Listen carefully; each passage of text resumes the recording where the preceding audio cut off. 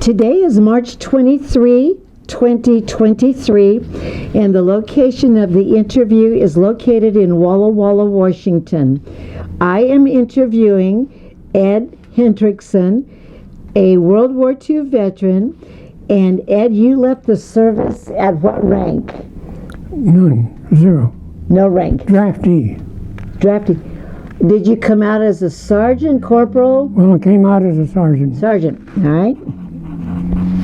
Dixie Ferguson and Vic Phillips, the videographer, are conducting the interview. Donna Hendricksen, Ed's wife, is accompanying him in the same room. Now, where were you born? Adams, Oregon. And what was the year?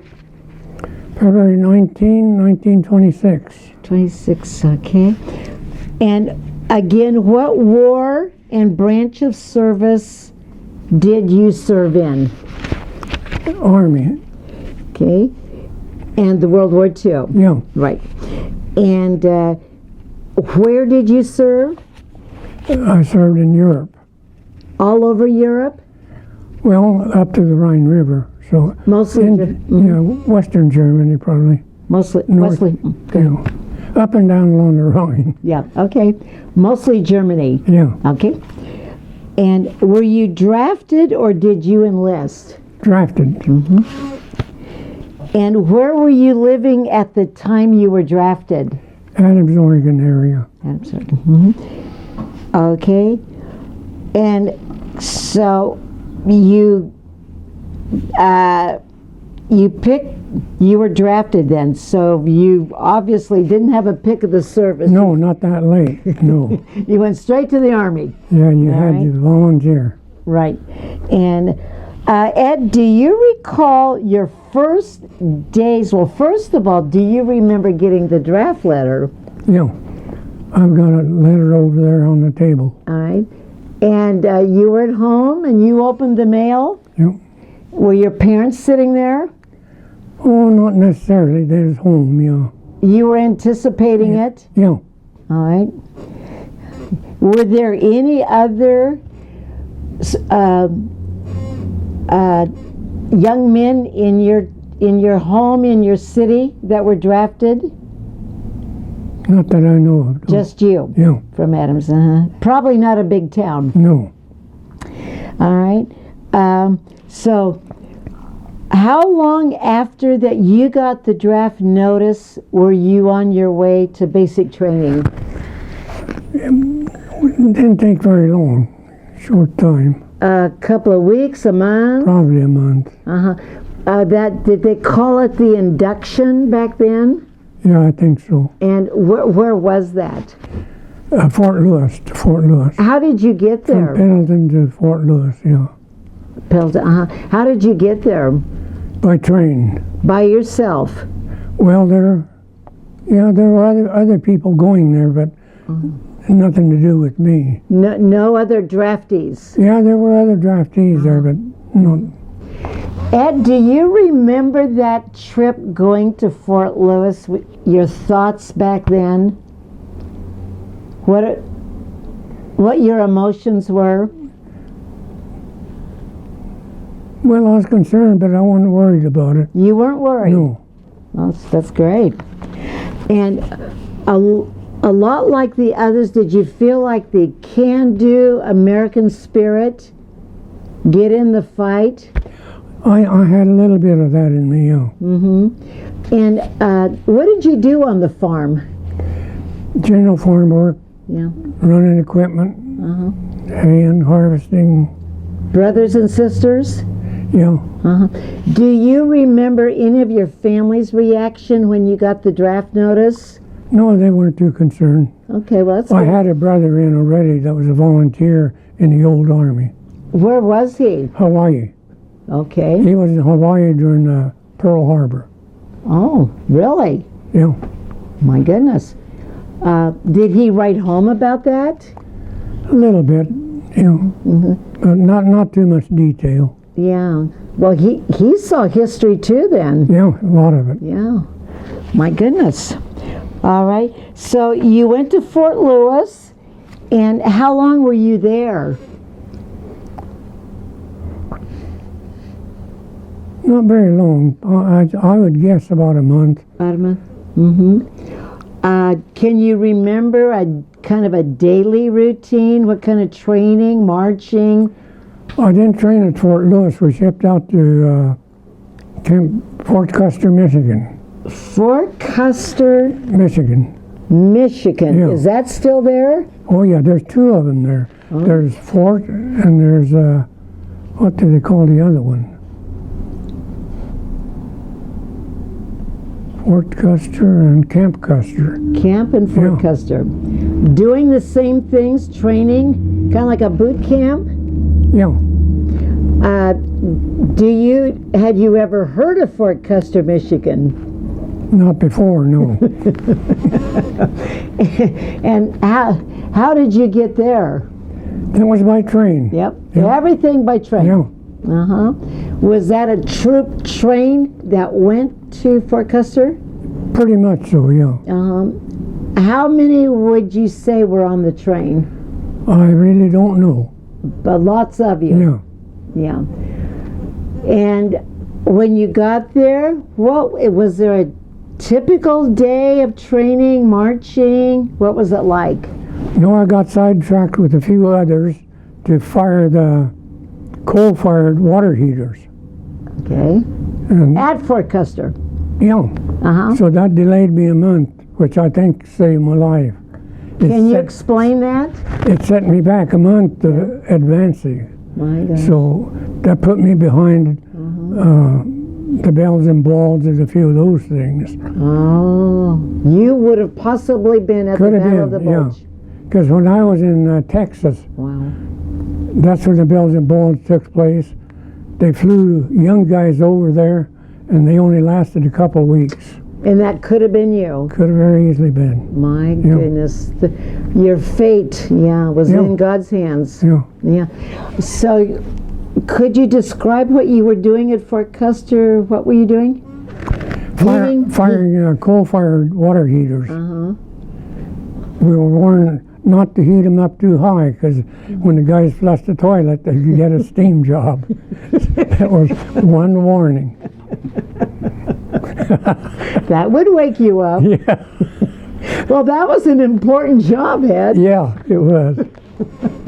Was that on-the-job training for you? Well, yeah, you just took over. That it wasn't that complicated. Sure. Yeah. Okay, now, was this winter time? Yeah, pretty cool. Yeah, just in March, so winter would have been just over. Yeah. The officers were still wearing their fur hats. Yeah. Because it would be very cold in Michigan. Yeah. But, so you did that for a month, and Yeah. then you went on to do other things. Went into military police training. So that was school training and field training. There. Uh-huh. Yeah. Uh-huh. And different from infantry, we fired a number of different firearms, shotguns, pistols, machine guns. Or in the infantry, maybe you only fire one or two guns. Interesting. Were you able to choose that MOS, or that was given to you? Was I able to what? Oh, did they tell you this is what you were going to do, or did you have a choice? No choice. No, never a choice. And I think every time they had high casualties in infantry, they would put us in infantry training. Then they'd put us back in MP training. I see. We switched back and forth. I see, yeah. So approximately how long were you in Michigan? Probably 8, 9 months, something like that. Were you homesick?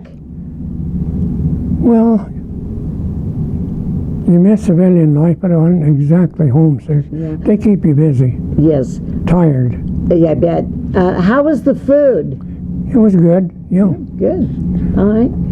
Okay, then you're through with what you would call, basic training, and then you moved on? Yeah, for more training. I went to Little Rock, Arkansas, and I went to Texas, a place in Texas. All right. Okay. Lots of training and lots of bases in Texas. Right. Yes. Okay. What did you do in Texas? Well, first I think it would be Arkansas, which is military police training, directing traffic downtown, handling traffic, you know. I don't mind handling traffic, but I don't care for people handling. Traffic is interesting. Right. And then Texas, more infantry. And there at the last, they were probably in a hurry. Infantry, you didn't have to march very much. They trucked you where they wanted you to be. Wow. So you moved around pretty fast. So you had a clue that you were needed in the war. Yeah. Yeah. How'd that make you feel? Well, you really didn't give it much thought. You just do what you're told each day, you know. I didn't worry about it. Yeah. That's amazing. Yeah. Were you seeing any headlines at that time about the war? No, not really, no. Okay. Was Not that like- on purpose they kept you? I don't know if they purposely kept you, but you're busy. Yeah, and you were meeting guys from all over the country. Right, yeah. City boys, country, Yeah. the whole thing. It's amazing. You'd be amazed how they can mix them up. There'd be nobody from around where you're from. Maybe from the state, but that'd be the closest. Yeah. And all the different accents and cultures but you all come together. Right. It's amazing. And approximately how long were you training in Texas? Well,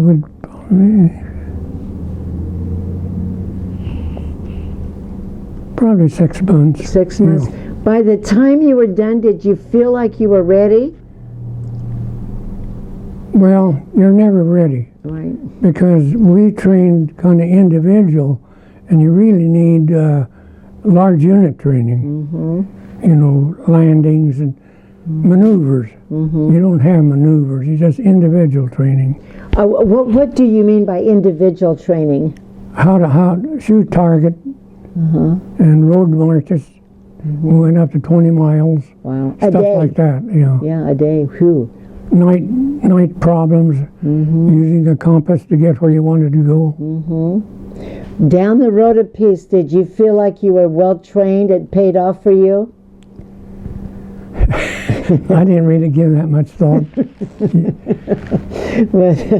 Well, okay, at the end of that training, That's where the fun begins. yeah, I might have been at a meeting, I don't know, where they said what we're going to do. yes. But we loaded up to ship out, and I was sitting in a railroad car full of troops.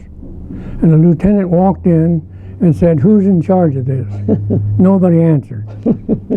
Finally looked at his clipboard and called my name. I like to died. I had done no training in that manner of handling people. And why you, Ed? I don't know. How did that work out? Well, there was an old timer sat across from me, and he had hash marks. He's been in a while. Why they didn't pick him, I don't know. But then we shipped to Fort Meade, Maryland. Okay. Then when we unloaded, the officers said, "Take your man to Area 2, T2 or something." I didn't know Area 2. I didn't know where I was. So this good old soul was there for a reason. I said, "You got the stripes, Sergeant. Take over." And he just stepped right up, took over. Excellent. Yeah. Phew. What did you have to do with the train ride? Much of anything? No. No. Yeah. It's just what I would have had to done after we unloaded. Right. Took the people certain places, you know. Right. That had to be a pretty long train ride. Yeah, it was. Did you have any sleeping quarters, or you just sat straight up the whole time? We just sat up all the time. The whole time. Okay, at that point, was anything going through your head about, this is getting to reality? No, not yet, no. Not yet. Not till we started loading on with the ship. Right. Fort Meade, is that close to the coast? It's close to the Hudson River, I'd say, Fort Meade. And they load you up at night. Then when you get up the next morning, there's just a few ships there. Every morning you got up, there were more ships there. Wow. These ships take off and others come in and rendezvous with them. Wow. There's about 38 of them. Wow. Every morning you get up, every ship is exactly in the same place. Wow. Now, wait a minute. 38 ships all in the same place. Convoy, yeah. I was on the last convoy to leave New York. Wow. And each ship had approximately 4,000? No, there are all kinds of ships. Yeah. Like what kinds of ships would they be? Well, you have your destroyers with you and ships like that. Yeah. Wow, what a scene. Yeah. Now that would be worth seeing some pictures of that. Yeah, that would be real nice. Wow. Then little before we got to the English Channel, then they tried out their guns. And we was up above on deck. But then they put us down below. But it was interesting watching them. Yeah. They shoot a pattern, sort of square pattern. They don't shoot just at one little spot. Okay. They really put the ammunition out there. Yeah. That was interesting. No noisy. Yeah. And then the ship I was on carried enough fuel for a destroyer. A little destroyer pulled up to fuel up, but they bounced too much the first day. Then the second day was better. They shoot a string across, then they pull a rope across, then pull a hose across. There's 4 guys on that destroyer. The fantail of it was going underwater, everything. But once they got fueled up, they took off like a little speedboat. Amazing. Yeah, they're fast. My goodness. And your job, what were you doing on the ship, and how long did it take to get there? Believe it or not, they made me acting corporal on the ship. You must have a stark I quality. don't know what it is. But it didn't have much to do, other than just pass on orders. So, I didn't feel too good. I got constipated. yeah. I didn't vomit. Other guys were vomity, but I didn't. Yeah. I'd have felt better if I would have. Yeah. Pretty seasick? Yeah, Yeah. A lot of them were? yeah. Yeah, boy. Probably a lot of them the first time, like you, away from home. The morale was real low on the ship.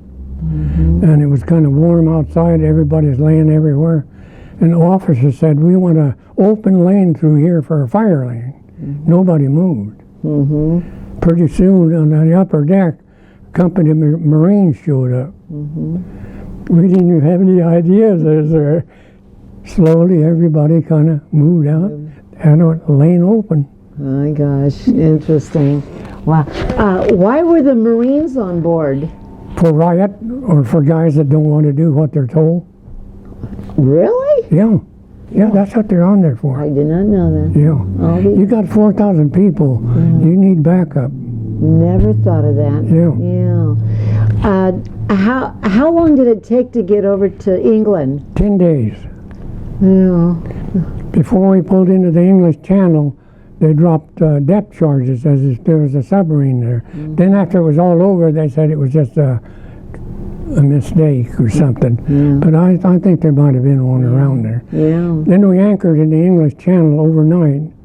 Then in the morning, a Coast Guard boat came out and got me, surprised me that the Coast Guard was over there. Odd. And they guided the ship in. I thought the Coast Guard was around mainly our country. That's what I thought.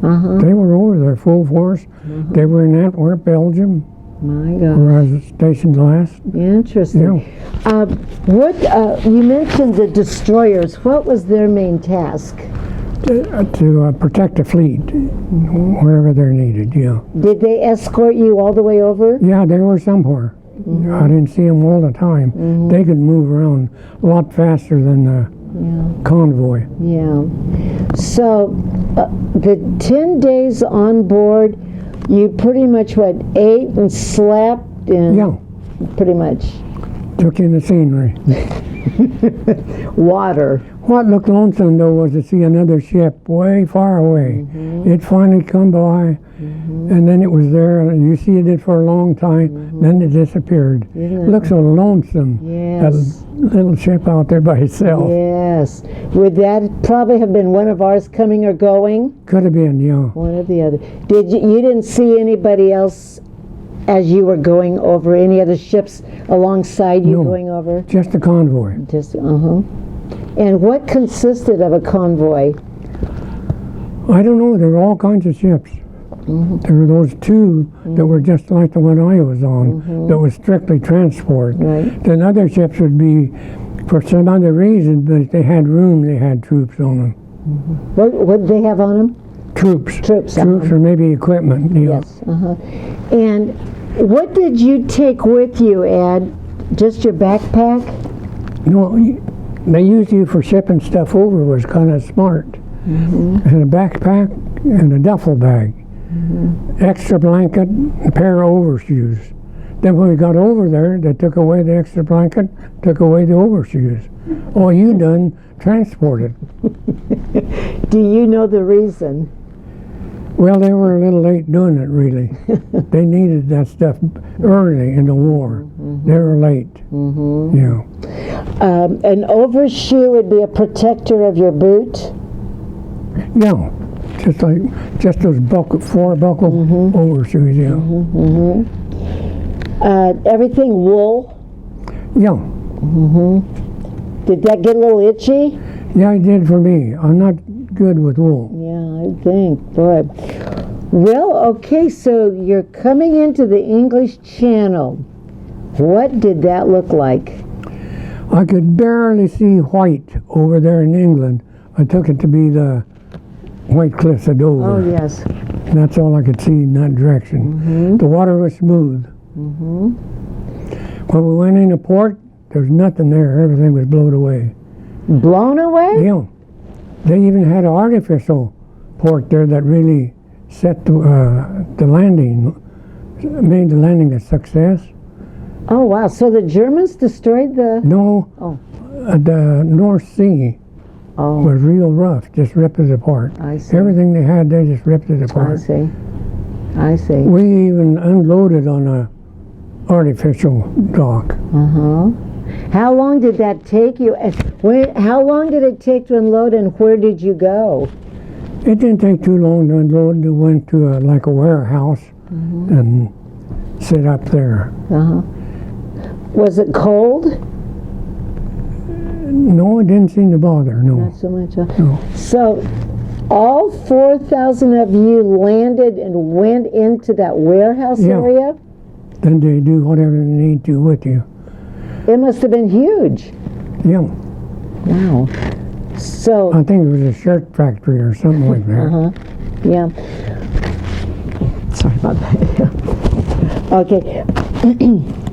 So, how long did you stay there? Oh, a few nights. The guys went out, and I went out too one night. What surprised me was in the tavern, all of a sudden they started covering up all the windows. Well, that was normal over there.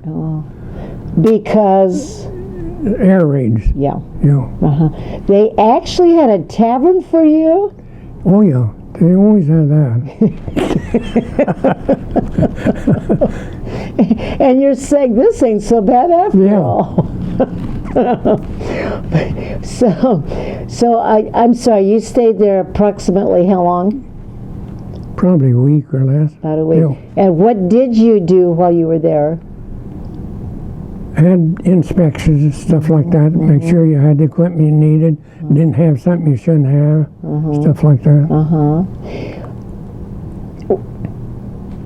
So the day comes and they're telling you're going to do what next? Let's see. I believe we shipped out of there on a train. On a train? Yeah, a train to Belgium. Oh, wait a minute. You were in England. No, we were in France. Oh, I'm sorry. I'm sorry. English You Channel. landed. On the other side of the channel. I'm sorry. Yeah. You were in France. Yeah. I'm sorry.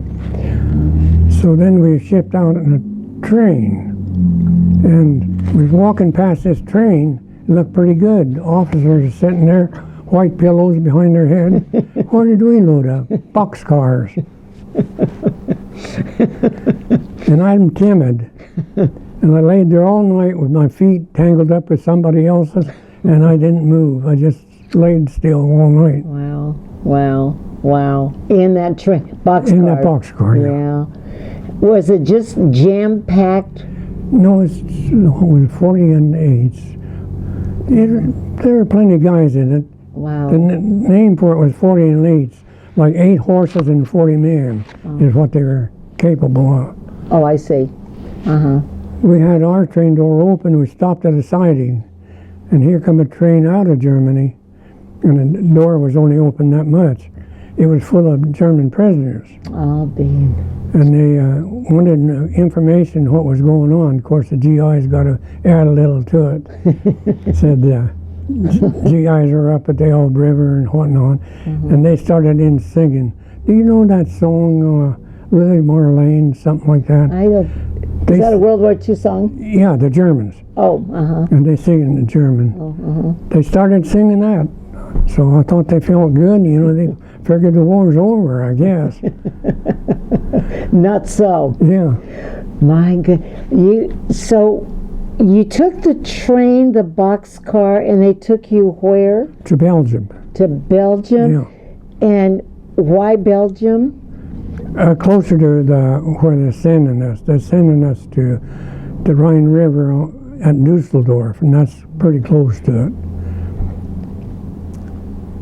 So then one night, some guys showed up, kind of dirty, and they looked dirty compared to us. And we wondered who they were. Everybody's guessing, what are these guys? Well, we found out.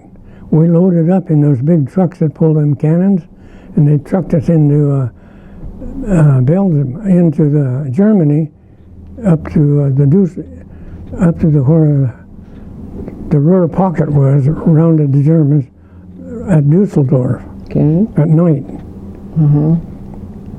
And that's when people were wondering what's going to happen, you know. Yes, yeah. And you looked out and the sun had set and everything. There's trees along all those roads, you know, and they stood out on flat country. And there was a kid across from me was eating a sea ration. And I thought to myself, I wonder if he was eating his last meal. Yeah, right, of course, you would. And I don't know how they know where they're going at night without any lights, just a guide light. And they got off course all right. It was somewhere where you could hear the machine guns, shells going off. And I heard him say, well, we'll make a run for it.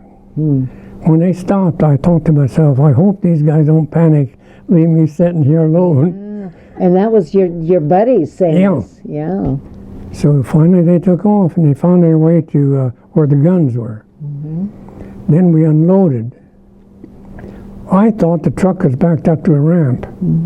And that duffel bag saved me, I think. I stepped off of that truck that's shoulder high and hit the ground. And that duffel bag must have swung around in front of me. I didn't get hurt at all. Amazing. I think you had some busy angels. Yeah, I think so. Was the Battle of the Bulge over at this point? Yeah, that's where they ended up circled. You know. It's part of it, but that's where they ended up. Yeah. Had you heard of the Battle of the Bulge? I heard of Battle of the Bulge when I was in Texas when they was flying those guys over. Right. Yeah. Right. So you're now. Okay, describe where you are now. You're off the train, you're in the front lines area. Yeah, and we're trucked into the front. That wouldn't be the front line, be the front line around the pocket, you know. What was that like, Ed? It's hard to adjust to that quick.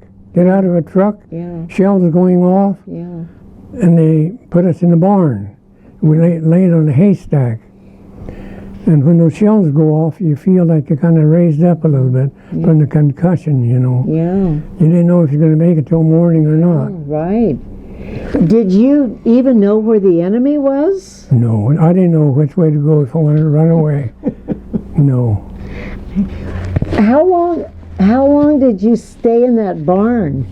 Overnight, then we got distributed among the guns. Then you slept at the gun. Sometimes you slept at one of the houses. The guns were lined up behind the village. Okay. So we kept some of our equipment in those houses in the village. Okay.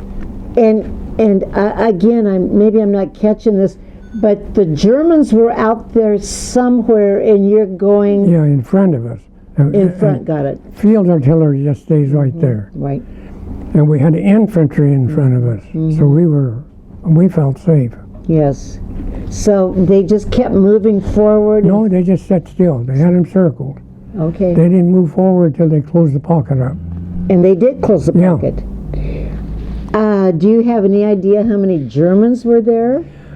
I heard there were 250,000. What? And one stockade had 90,000 in it. Wow. How did you overcome that? Oh, I didn't have nothing to do with them. All I had to do is help around the gun. But you as an American and the Americans, how did we overcome that size of an enemy? Well, once they got them circled, why, they's overcome. Once they circled them, they's out of the game. And did most of the Germans surrender, or there was a lot of fatalities? A lot of what? Fatalities? Oh, I don't know. That's one thing that amazes me. They cleaned the battlefield up. Wow. You don't see people like you did in the South Seas, you know, those islands where you see people, don't see anybody. How could that be? What did they do? Well, they just organized and took care of things right away. Wow. You didn't see a lot of busted tanks or nothing. Where would they put them? I don't know. When they came out of Germany, I seen a place that was about 40 acres that was solid armored vehicles. Wow. But as far as everything looked organized. Amazing. A German boy told me that Hitler said the Americans out of gas and out of tanks. And he said when they went through here, it looked like everybody had a tank. Wow. See what they done? They pumped gasoline and diesel underneath the English Channel. There's pumping fuel over there all the time. Just for the war? Yeah. They just pump one pumping station to the next. Oh man, how they figured that out. Yeah, they figured a lot of things out when you get to thinking about it. Yeah, my goodness. So you what kind of a gun were you manning? Field artillery gun. I got a picture of it Yeah, I'd over like there. to see that. Yeah. It's we call it an 8-inch, and they call it a 155. The reason they call it 8-inch because it was a Coast Artillery outfit. Coast Artillery and Coast Guard is inches in Navy. I see. So to their pride, they call it 8-inch. It's a big gun. Yeah. Noisy too. Both ends, yeah. Yeah. Were you ever personally threatened in that position right there, or you had the infantry in front of you? The infantry was ahead of us out there somewhere. Now, you were trained for military police. Did you ever do that? Pulled a lot of security work, which was really the same. Uh-huh. You know. Yeah. In Belgium and Germany. Yeah. Uh-huh. Interesting. By the way, what was there a name of that big battle where they were circled? The Belgian pulled. Say again. That huge battle where they were totally... Well, that's where the Belgian Bulls ended up, rounded up. What was it, a particular battle where they surrendered or lots of fatalities? I don't remember anything that way, no. Yeah. But, so how long did that last? For me, it was probably about like three weeks. Out there on the field? Yeah. in action, yeah. Man, so what were you, describe how you slept, how you ate.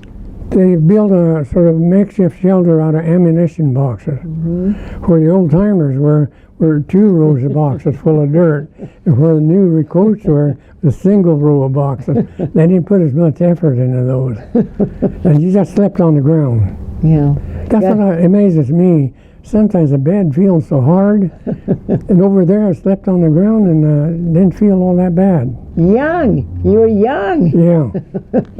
That's, oh man. Did you get a good night's sleep? Yeah, you're so tired you can sleep at the drop of a hat. Yeah. They fired a fire mission one night. I never even woke up to be there to ram the shell in. Wow, wow. I woke up in time to hear the sergeant bawling the other guy out. And see, the Germans had made beer for their troops. It was a weak beer, but it was good flavor. And you could drink a canteen cup full and just barely feel it. Well, he was out relieving himself when he should have been ramming the shell into the barrel. So he was getting bawled out. Well, he couldn't keep his mouth shut. He said, well, Hendricksen's in his sack. Well, I thought, here it comes, but he didn't bother me. You have that look about you, Ed. I don't know what it is. You have that look. But, The reason we were fairly safe is because they didn't have any spotters out. If they had spotters out, they could have wiped us off the face of the earth. Well, I was out one night, laying on the ground, guard. Should have had a foxhole, but we didn't. And I heard somebody run into the fence and it screeched, and I heard a shot fired and sounded like somebody swearing.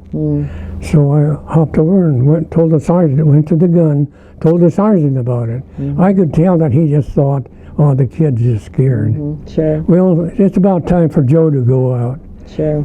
Next day, we heard infantry was on their tail, about 6 Germans. And they caught up with them. If they'd have got set up, they'd have wiped us off the face of the earth. Wow. They'd have called in the fire, corrected their shots. Wow. When it comes to artillery, you got to have those spotters. Yes. Wow. Interesting. Every so often, somebody out of the group would have to go with an officer up ahead to a flour mill, and they'd go up the top and pick out targets to shoot at. Interesting. And I thought my turn's coming up, but Didn't happen. Didn't come. It's your look. They got shot at by German mortars, you know. Wow. Yeah. Yeah. They would be a target. Yeah. Absolutely. Then they had a target plane, a little airplane, and you could see them shooting at that little airplane. When they start getting close, that little airplane would drop down. My goodness. Start flying again. My goodness. Ed, did you see any bombers overhead? Yeah, a few times, yeah. This one time I seen a whole bunch of them, probably 100 B-17s went over in the morning. Wow. Then the afternoon they come back. You could tell that they weren't all there. There's sort of a sickening moan to those airplane engines. Yeah. There's no sound like a B-17. No. Very heavy. And I had a foreman there at Boise Cascade. He was a flight engineer on a B-17. Sometimes the bombs wouldn't want to go out, and he'd have to crawl out in the open, if the bomb bay's open, with a screwdriver and get them going. My goodness. So they didn't have it all that easy. No kidding. Wow. Did you say that you saw them pretty often or not very much? No, I didn't see them that often. A bunch of P-38s went by because they were free to do what they wanted till they in there. They went screaming by. And what would they do? Shoot at anything they wanted to. Target practice. Yeah, any target. Yeah. Wow. Wow. Did you ever see any Germans up close? Enemy. No. How about, we talked earlier about the villagers. You said they just disappeared. You did not see any village people. And that was a shock when I came back to the States to see all these people. And the man playing with his kids in the backyard. Everything colorful. Everything over there was gray, gloomy, quiet, dead. Yeah. Everything was dead. Yeah. Wow. And you said they probably went to a safe place. Yeah, Dresden. I'd say Dresden. Yeah. Did you go through a lot of villages? Did you see a lot of villages? I went through towns like Düsseldorf and Krefeld. They were pretty well gutted out. Were they? Yeah. Uh-huh.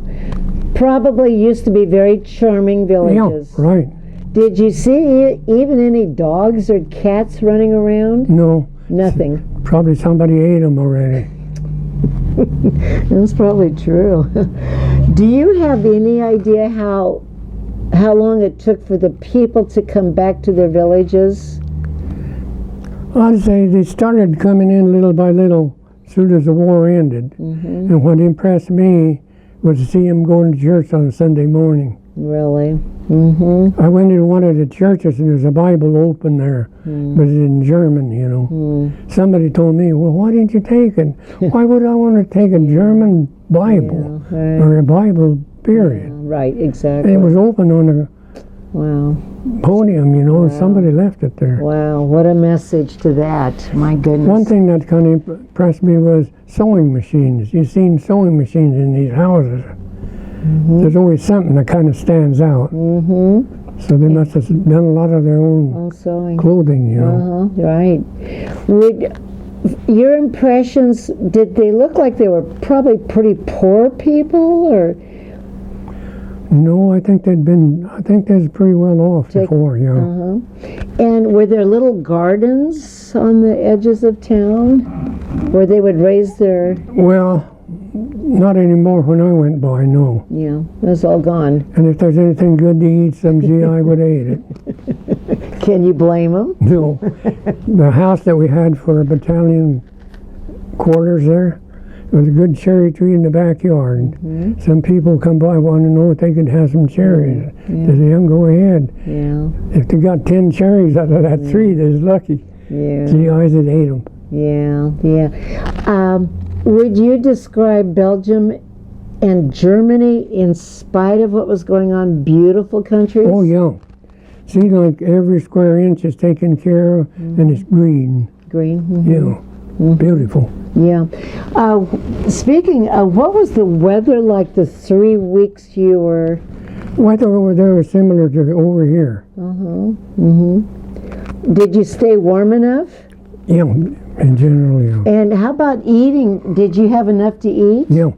You did? I think we ate better over there. We ate better eggs. The eggs seemed like they was fresh. Yeah.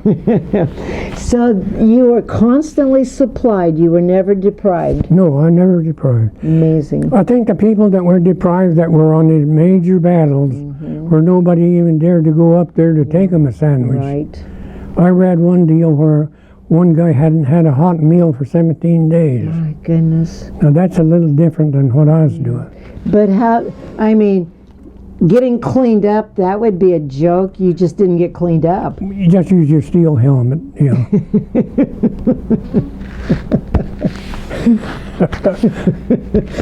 Wow.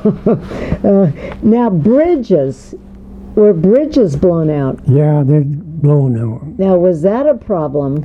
Yeah, they had to have floating bridges put in. Did they work pretty well? Yeah. Yeah, there again, figuring that out, to do that. The old Corps engineers are good. Doing that, Did you have a chaplain with you? No, not that I know of. Okay. Let's see, were you at this point in the 3 weeks, were you part of a platoon, a company, or what? Yeah, I was in a squad, platoon, company, battery. They called them battery in the field artillery. Right. B battery. And obviously, how long had it been since communication from home? Oh, it took quite a while. Only a couple of weeks. They had V-mail. The letter itself is what you wrote on, and you just glued it shut. It went free. Yeah. Any free cigarettes? Yeah, there are plenty of those. When I was in Belgium, see, I didn't smoke, so I used that for bartering. What? Oh, bartering. Yeah. But And may I ask what you bartered? downtown, yeah. But what things did you barter? Usually we went out and had drank beer. Yeah. There's nothing to do. Yeah, right. They should have bowling alleys and stuff like that for GIs, Right. but they don't. Right. They just wander out in the street, wonder what I'm going to do. Yeah, drink yourself, yeah. Yeah. Okay, now, you're out there for the 3 weeks. It's wrapping up, so what's going on next? Then they set us up in that area for patrol. And you move forward. No. You stay there. That became the area. Okay. That was really British area where we were. But we took it over and started patrolling. Then later on, the British took that area over, and we had to move clear down to Stuttgart, southern Germany. That was an American area. And why down there? Because that's what they drew out with Stalin sitting beside him, I guess. So, how did you get down there, Ed? Convoy, truck convoy. Convoys. Wow. Yeah. I don't know where the guys got all the apples, but there's these trees along the road, the green apples. And we went through one of these towns, villages, and you could barely get through. This guy driving was a relief driver, a little guy. But he pulled that cannon around the corner with the front fenders just about scraping the buildings here, and the cannon scraping the other house behind him. He done a good job. But there's some girls come up the windows, you think GIs be excited. What do they do? Stupid guys start throwing apples at them. Well, they got shutters on those windows. They just pulled the shutters shut. The best scenery we had, and they blew it. Why would they throw apples? You tell me, I don't know. You would think that, hey, what's your name? Yeah. Oh my! Would you consider the girls probably wanted to be friendly? They were excited Well, to see they're you excited, guys? wondering what's going on. The whole outfit moving right through a village Right. that they don't hardly fit in. You know, just scraping the wall. Yeah. Oh yeah, the narrow Yeah. streets. Yeah. My gosh. My goodness. But okay, when you went south, there were people there in the villages. Down south. No, well, they probably had to come back in, yeah. But not full, you know. Yeah, exactly right. So you get to Stuttgart. What's going on there? We end up in sheep pasture. Okay. We pitch our tents in the pup tents. Okay. Were there sheep there? No. But the June beetles were. And so that must have been about June. And they must have not had any eyes. If you're standing up, they'd fly right into you. All you could do is get in your tent right before sunset, you know. Oh my gosh. Another part of war. Yeah, Oh, miserable. yeah. Did you stay there for very long? Stayed there for a while. And then one morning it was kind of foggy, some big trucks showed up. You don't know what's going on, just hour by hour or whatever. They loaded us up in trucks, took us to a railhead, loaded us up in boxcars. So we come out of Germany in boxcars into Belgium. Here we go again. Yeah. Big circle. One place was on going up the track, another train behind us, you know. They couldn't move fast, you know, the tracks weren't that safe. But that looked kind of odd to have another train behind you. Ed. So what was the point of Stuttgart? Well, we just had to move down there because that was our area. Yeah, okay. So then we just stayed there till we got further orders. Right. Yeah. Okay. So now you're back But up. we are on a trail going to Japan, you might say. Oh, Then we shipped into Antwerp, Belgium, yeah, and then the war ended while we were there, so that stopped everything. yeah. Did you say there was a plan to go to Japan? What? Did you say there was plans to go to Japan? Yeah, that was more or less what was in the air. That's where we'd go next. Come to the States and go to Japan. Wow. So the atom bomb saved me there. Amen. And Ed, were you prepared for Japan if No. need be? I can't imagine. No. Weren't you guys just absolutely worn thread?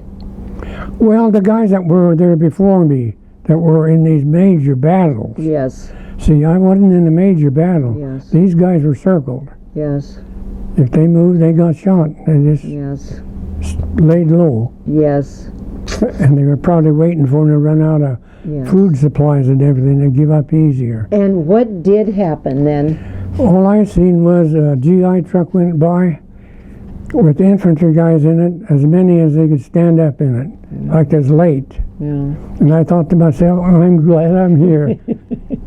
I wasn't in that truck. Yeah, wow. But they were finally brought out of there then? The ones that... The prisoners, yeah, they went into yeah, stockades. yeah. Yeah. Uh-huh. Did some of those prisoners ever end up here in America? You mean after the war? Yeah, Yeah, there are some that have. I read about it. They liked it over here. I bet they did. Yeah. Oh, my goodness. And I'm guessing we treated them pretty well while they were there, too. Yeah. Mm-hmm. The French weren't as good to them as we were. But I can understand it. That's their country. They tore up their country. That's right. But we didn't suffer that part, so we had a little more forgiveness. You That's know. right. Did you ever fight along any English, French? No, Didn't see them. no. We're just on that gun. There were quite a few of them, and we're shooting over everything. And they were shooting over us with 90 millimeter. Behind us were our their 88s. Our 90s were behind us, similar to the 88s were shooting back, plus the long toms that were bigger guns than I was on were picking targets out in that pocket.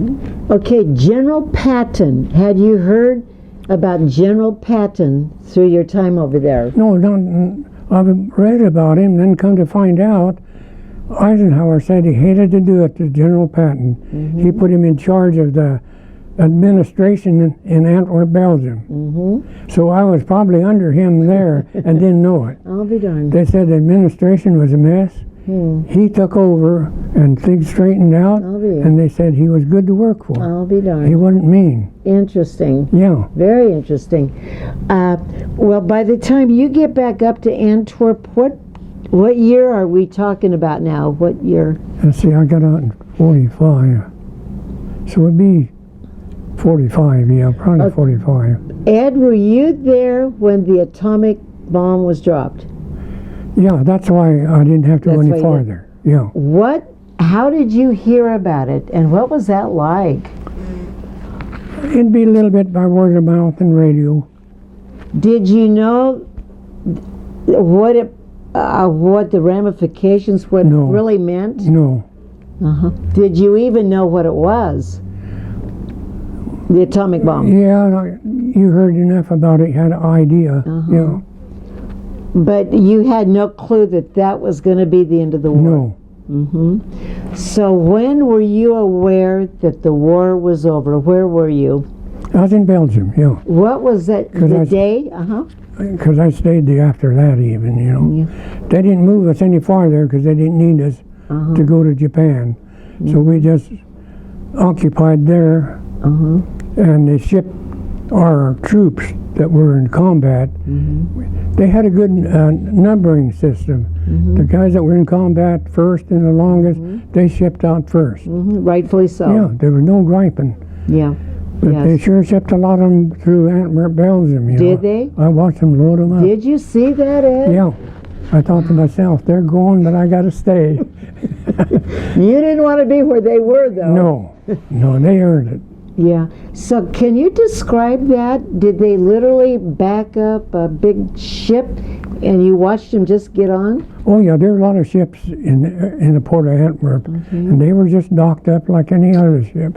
They just went up a gangplank. An officer was calling their names, checking them off.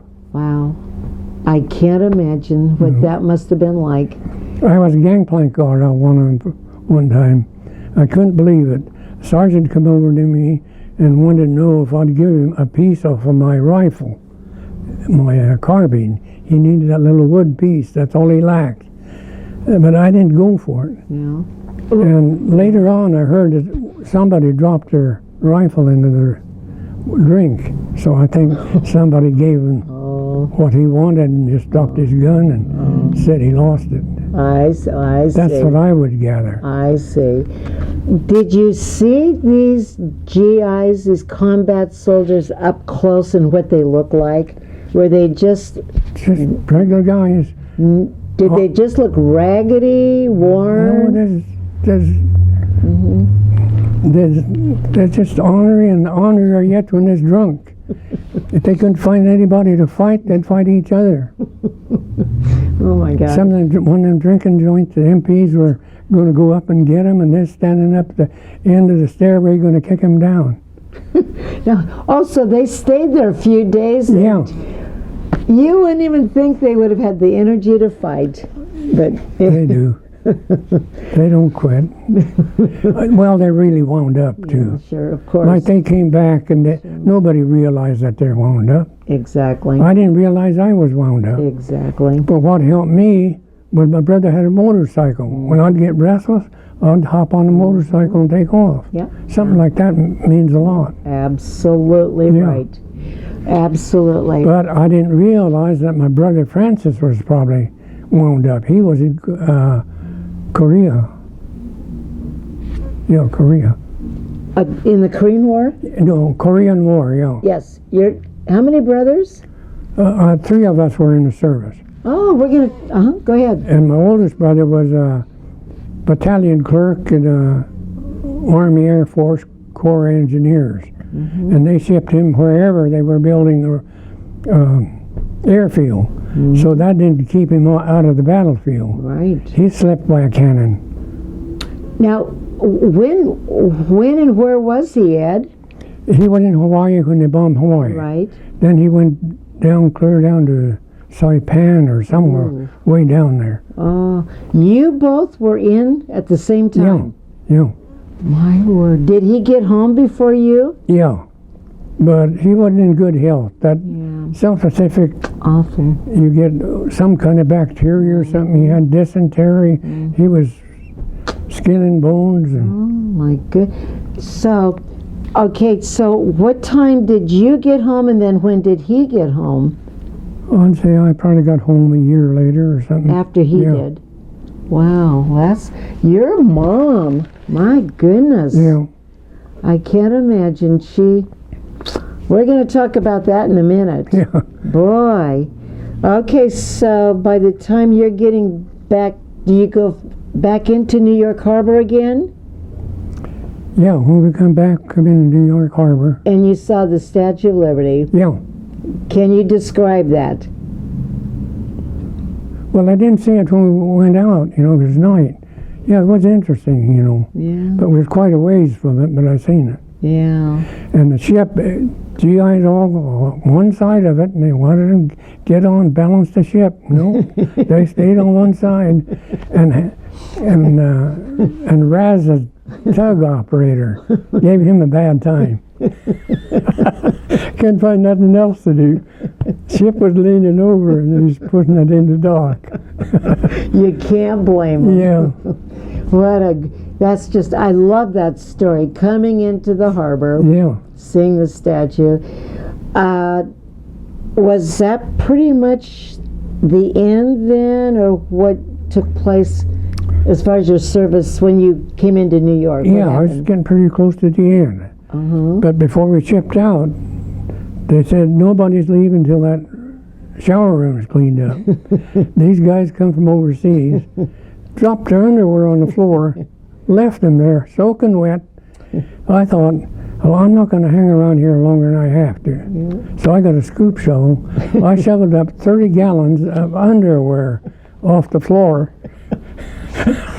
And where did they go? The underwear? I don't know. Probably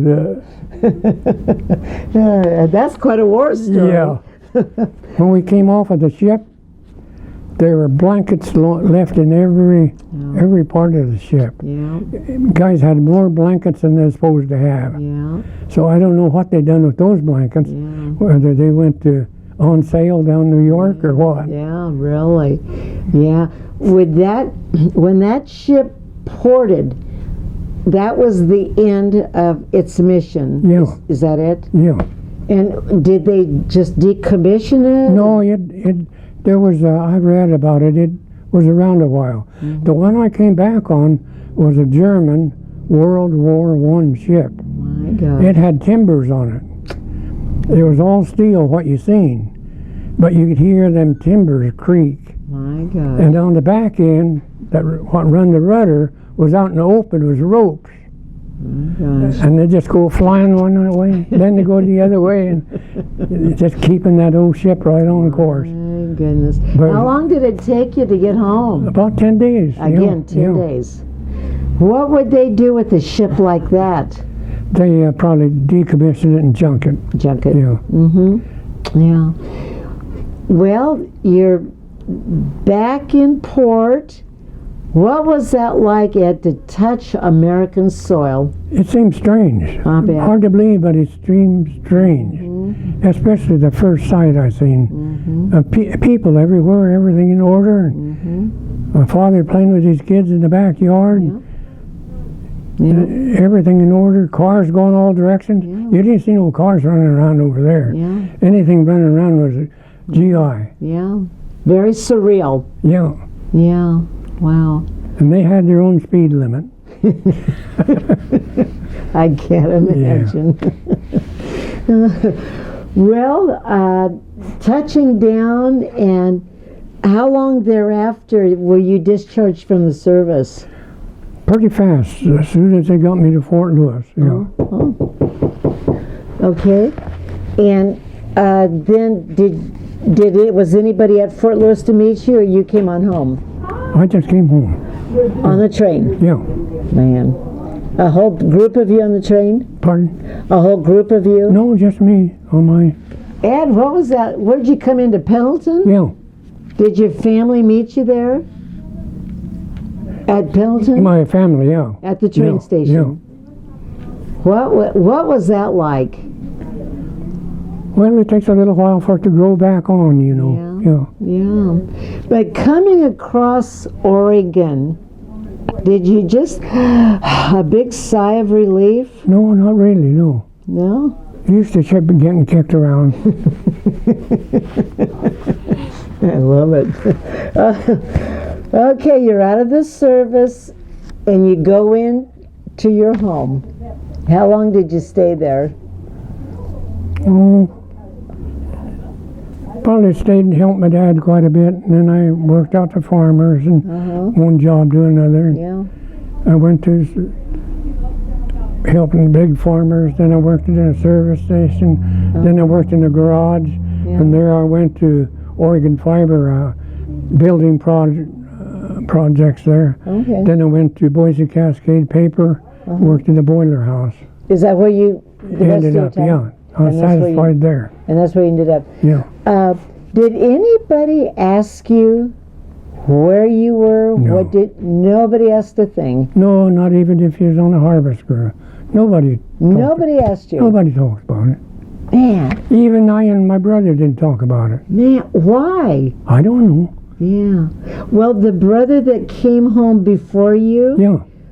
what was he doing when he got home? Well, he went straight to Kentucky. He got in a letter writing with the girl over there and married a girl over there. Okay. So he was in Kentucky for a while before I seen him. Okay. Did he come back? Well, he came back for a little while. He worked here in Walla Walla in produce, there's Walla Walla produce. Mm-hmm. And then he went back east and he took a GI training in lathe work, shop work. Okay. He run a lathe, Okay. Then he worked for Alice Chalmers, General Electric, Okay. and the Army Signal Corps. Is he alive today? No, he's passed away. Passed away. Yeah. What was he like, Ed, when you saw him again? He was a lot thinner than when he went in. He wasn't that healthy looking anymore. Yeah. For the rest of his life? Yeah. Yeah. When he went in, he looked real sharp. And he went in, it was the old army when he went in. Yeah. How was, and you said there was another brother. Yeah. And what about him? He was in he went and joined the army, regular army on his own. Then he just barely got out, and they called him into the Korean War. Oh, man. But he was in maintenance, like working on tanks. Okay. So that wasn't as bad as these guys climbing these frozen hills, Yeah. Wow. But one time the Chinese were as close to him as the other end of town, and they were loading up their stuff to get out of there. Goodness gracious. Goodness. Terrible. Boy, terrible is right. Did your mom, when you three brothers were together, did your mom try to ask questions? No, we didn't talk too much. Not so much. Kind of a quiet bunch. Got that right. Yeah. How do you think she coped, Ed, with having all you sons gone? How do you think she did? Well, I just prayed at night, I'd say. Was she a strong believer? Yeah. How about your dad? Well, he didn't show it out like she did, but she always said not to shortchange God or something like that all the time. But for all three, I don't know how they slept at night, honestly. Worrying, not hearing. But would they get letters from each of you on occasion? We got letters, but not real often. Right. We always got letters. Right. Just waiting for that knock on the door. Yeah, hopefully not. But even my brother didn't know ahead of time he was going to come back. They just come over and told him, get your stuff together, you're shipping out. My goodness. That's how much he knew about it. Crazy. Wow. Yeah. And he was in Saipan. Yeah, he was in Saipan and maybe another island. Yeah. Wherever there's building airfields. Those were tough assignments. And they go on those islands before they're cleaned up, as soon as they can get their foot on them. Tough assignments. Yeah. But, well, anyway, Ed, so we have to know, you met Donna somewhere. Yeah, I was working in the service station. She happened to be walking by, and she was where I was having my bookkeeping done. So that's how we kind of met. All right. Plus we had some friends that kind of helped push us together. You were shy. Yeah. Yeah. Was that in Pendleton? Yeah. Okay, and you stayed in Pendleton for a while and then eventually moved to Walla Walla. No, I stayed in Pendleton. Right. And then I worked at Pilot Rock out of Pendleton. Okay. Then from there I went to Boise Cascade, and I lived at Tucci, of all places, for a while. Then from there we moved to Walla Walla. Walla Walla. Okay, very good. Well, my goodness. Have you ever gone to any reunions? No, I'm not a reunion man. No, you're a shy guy. Yeah, in a way, yeah. Yeah. Did you ever join any veterans organizations? No, I didn't. No? Thought about it, but I didn't. Didn't? Trouble with some of these organizations, you drink. Yeah. And I wanted to quit drinking. Yeah. I even dropped a friend because I knew that's the only way we'd quit drinking. Yeah. Went out with him, we'd start drinking. Yeah. 1, 2, 3. And yeah. Well, good for you, Ed. Good for you. So, your service and experiences, how would you say they affected the rest of your life? I think they were good for me, give me a broader aspect on the world and world affairs. It sounds like you do some reading. Yeah, I get World War II magazine. Yeah. And is there anything else that you would like to add to this amazing story? Any other stories? Well, I walked pipeline guard. The pipeline I talked to you, they just dropped us off at a road intersection with the pipeline, said stay between these lines. It goes through a minefield. And you'll come to another pumping station 7 miles away, and they'll come back. So we started through there, at night with a flashlight, stumbling in all those shell holes. I think we hit some tripwires, but the engineers had disconnected it. But someplace, some fool fired a machine gun or something in front of us. Some, GI, probably some other outfit. So I told my buddy, don't turn your flashlight on. So we walked for quite a while without a flashlight, then we turned it on again. Nobody bothered us. Oh.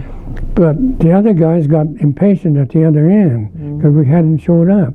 So they started out and met us. So then we ended up challenging them. You don't know, is this a shootout or is this my buddy?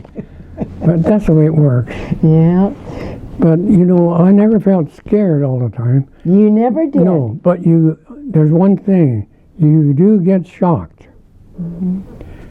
We come up to a road, and I seen a GI truck with a machine gun on top of it over on a hill on a side road. It stopped. So when we come to that road, I told my buddy, we better be ready because they might be waiting for us. And when we come up to that road, a pheasant flew up. I come up with my gun and froze as solid as a rock. If anybody had been there, they could have shot me plumb full of holes. Yeah. You get shocked. That's why you want that shock element in there. You can't do nothing when you get shocked. Yeah. I can't imagine every day anticipating. It just seems like it. One Korean War vet said you never get over war. Do you agree with that? If you have bad luck in there, Yeah. But it's not bothering me. Yeah, that's. But I was at the tail end.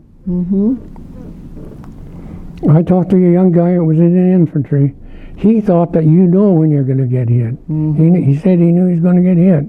He went out and he got hit 3 times with a machine gun. Yeah. But I don't know. I wondered, did he get hit because he was thinking negative? What do you think? It could have been his thinking negative. He didn't have his guard up. I think there's really something to that. Yeah. I do. In the interviews we've had. Then this one GI was in the tank destroyers, and they backed up into a barn and woke up with the barn on fire. Well, that stayed with him. I was with him in airplane mechanic school. When he rented an apartment, the first thing he done is check that house out, how he can get out of it.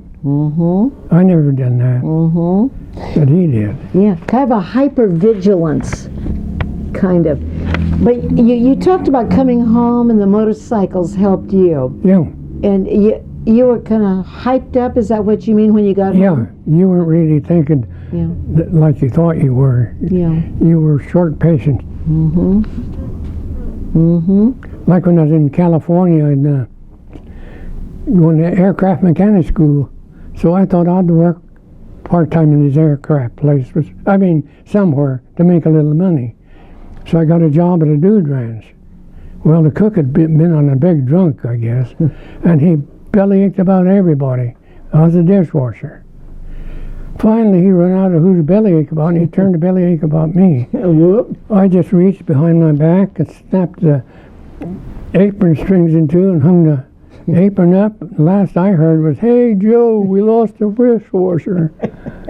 I didn't take anything off of him. End of story. Yeah.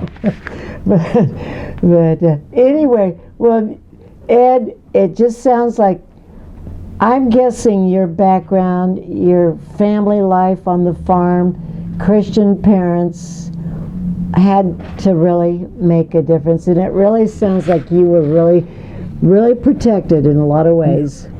Yeah, I always prayed. When we stood retreat with a rifle at salute, that's what I said, my prayers. Yeah, I love it. That's every day. Great. Well, I thank God. It sounds like He heard all your prayers. Yeah.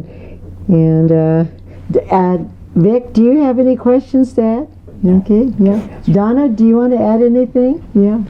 But now I'm going to get emotional, Ed, because I'm going to show you a picture on my phone, and I posted it to Facebook today. I don't know why today, it just touched me. It's the back of a soldier walking down to his farm, and the little dog is running out after him, and the cows are over there, you know, in the pasture. And that picture touched me so much. It's like you, Ed. That guy could have been you, and all of you coming home. And I just posted that. You know, thank God for America. I'm surprised how many people that come home that I knew around Helix. Is that right? Yeah. My goodness. Yeah. Well, that is, for as small as it was. Yeah. Well, it was mostly the farm boys that went and won the war for us. Yeah. And we, as you know, we're forever grateful to you. Thank you. And we can't say enough. So thank you, Ed. I added a little to it, being a farm boy. They were pounding stakes in behind the spades on that cannon because the ground was soft and wet and the ends were splitting. Mm-hmm. Well, I said we could put those 105 millimeter shells that got stacked up out there on there, and they won't split. Yeah.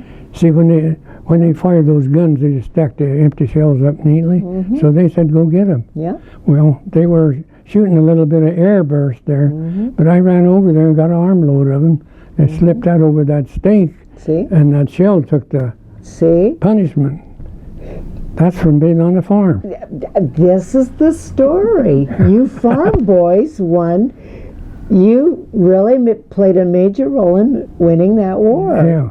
The common sense and the strength of independence of a farm boy. I love that story. Well, I hate to end this, but I thank you so much for being here today and sharing your story, Ed. I hope it didn't wreck the camera.